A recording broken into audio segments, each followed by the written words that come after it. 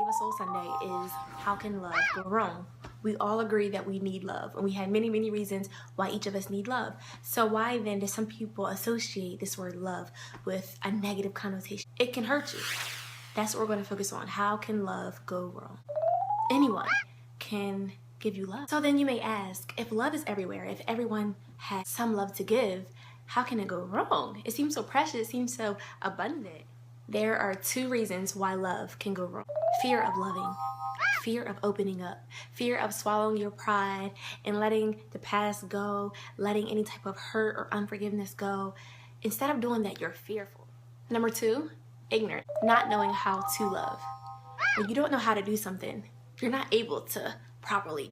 If I don't know how to fix a car, do you think I'm gonna be successful in doing it? No. If I don't know how to read, do you think I'm gonna be able to read? No. So if you don't know how to love, how do you expect it to be successful, to be strong, to be powerful, to be meaningful if you don't know how to do it?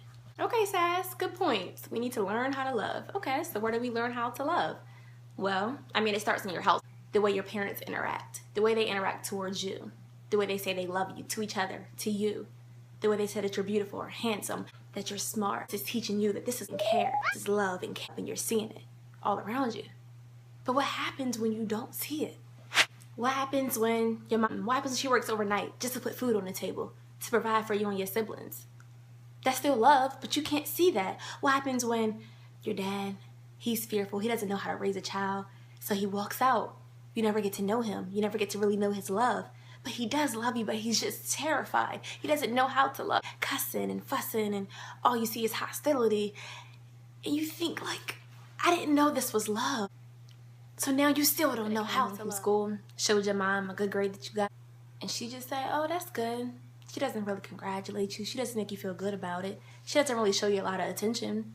I mean, she don't know any better. She's just thinking going to work tonight. She's just thinking about paying these bills, keeping the lights on. How's she going to survive? Just thinking about how she's going to feel love. But all you see is her not showing you any attention, her not showing you any love. So now you feel like you can't get her attention. You act out. You fuss the teacher out. You don't sit down when she say sit down. Here comes your mom coming down to the school. She's fussing at you. She yelling at you, asking you why you acting out in school. You know, you mad that she yelling at you, but you like, dang, she cares.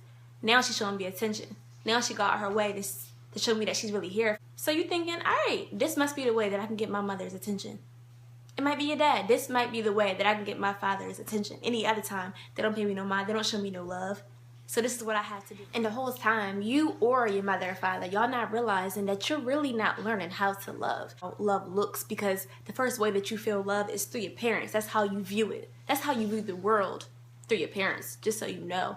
But especially the way that you love.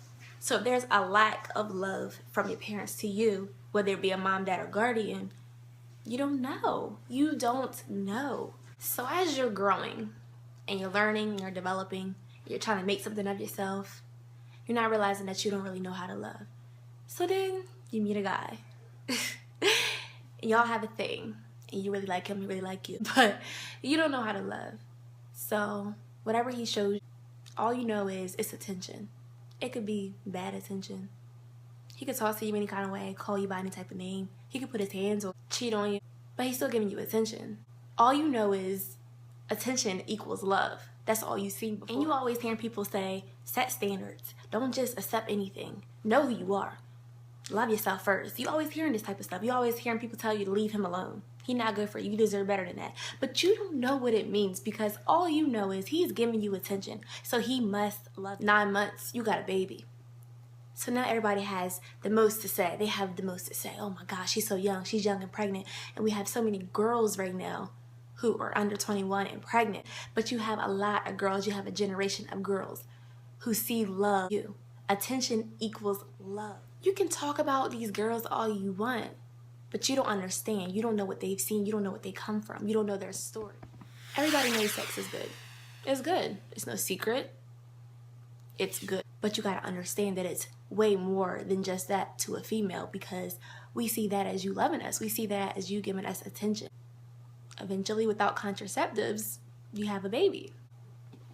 And ladies, it's your responsibility to break that generational curse, Now you know. So you need to raise your child, teaching them how to love, overflow them in abundance with love. You got a no good baby dad, okay. It's okay. You can still overwhelm your child with love so that they come into this world knowing how to love themselves. You can stop that generational curse. Do not make this like it's a desirable or appealing thing, because you don't want your baby sister, your little cousins, these little girls in the community who look up to you, you don't want them to think that this is the way to go. Let them know that it can happen and you got to make do with the responsibilities that you have. But it would be better if they do this. It would be better if they wait. It'd be better if they find who they are first. It'd be better if they trust in God, do what God has for them. Let them know. Talk to them. They need to hear it. They need you. So one of the ways that love goes wrong is the ignorance of not knowing how to love. But whoever's watching this video, that's going to stop here. Whoever is in your life, show them that you love them. Give them your last. Hug them. Kiss them. Show them affection because they need it. There are plenty of people in their lives who don't show it. Be that person. When you raise your child, be that person. When you have a little cousin, somebody in the community that may look up to you, somebody at your church, be that person to show them what love is about, because you don't know who's in their household not doing it. Fear to love is the other way that love can go wrong. So you have these people who are not taught how to love. So when they try to love, or they do what they've seen on what love is, of doing that, they may hurt someone. And when you do that, you cause that bondage and that fear and that unforgiveness and resentment in that person, that further causes to not know how to love, to not want to love, to be fearful of love. So we all agree that we do need love. Like, it's something that we do need. But how can we need something that we're not willing to receive? We're not willing to accept. We're shut down. We shut down that part of ourselves. You feel like, I've been here before. I can't do this again. I can't deal with that emotional hostility and that emotional roller coaster again. It's too dangerous. So you shut down, but you still need and want love. It's kind of like you put your heart in your pocket, but you still want love. But nobody can even get to it because it's in your pocket. So you say, Sass, okay, I'll allow it, open that door, but then if I get hurt, I don't know what to do. What am I going to do? I'm going to be back where I started, and then I'm never going to want to love again. Well, who are you giving your love to? Who are you allowing to love you? Who are you trusting in completely, wholeheartedly? Because you can't really depend on anybody to take care of your heart. It could be the most loving, caring, kind-hearted person in the world, but if they're man, you can't completely trust. Okay, I see where you're going with this. You're saying we should trust in God, not no man, because God isn't temporary. God is everlasting. He loves us when no one else does. We can cast our anxiety onto him because he cares for us, right? So you say, I go to church, I read scriptures, I pray. I do. I pray. I'm not ready to, get saved or nothing. Like, I still want to go out and party and have fun and stuff.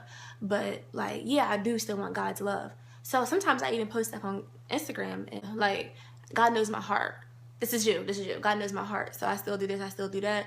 But God does know my heart. And, I still want to receive God's love. That's you. Now, let's backtrack here. We said that when you want to receive love, you put your heart in your pocket. You don't open up completely. But you still want to receive that love.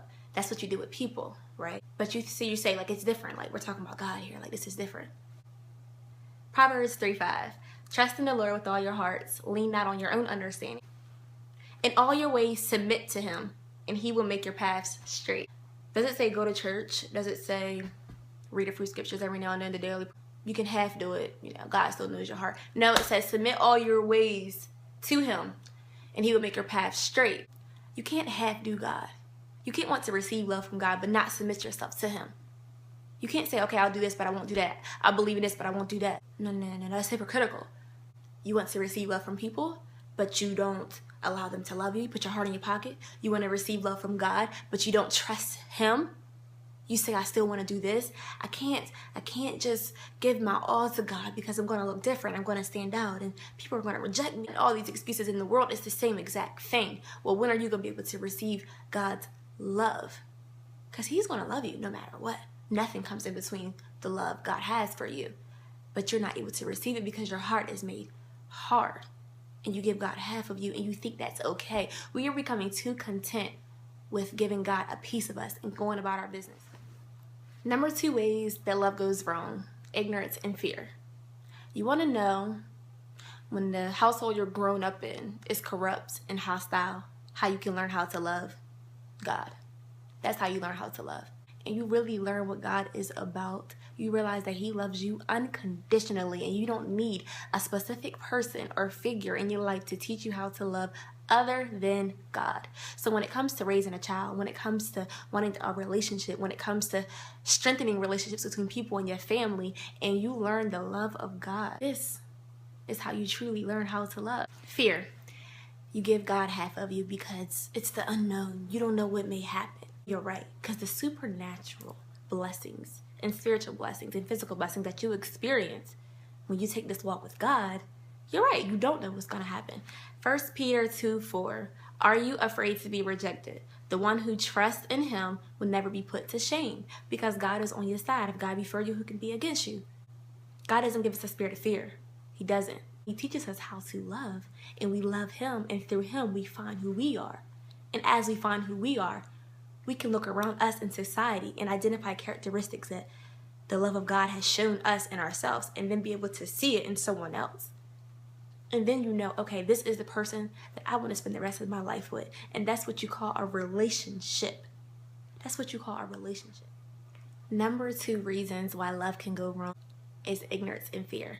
Number 1 way to eliminate love going wrong, to condense it, to help it, to heal it, is through the love of our Father, our Lord God. Thank you all for watching. #SaveASoulSunday. Let me know what you think. How can love go wrong?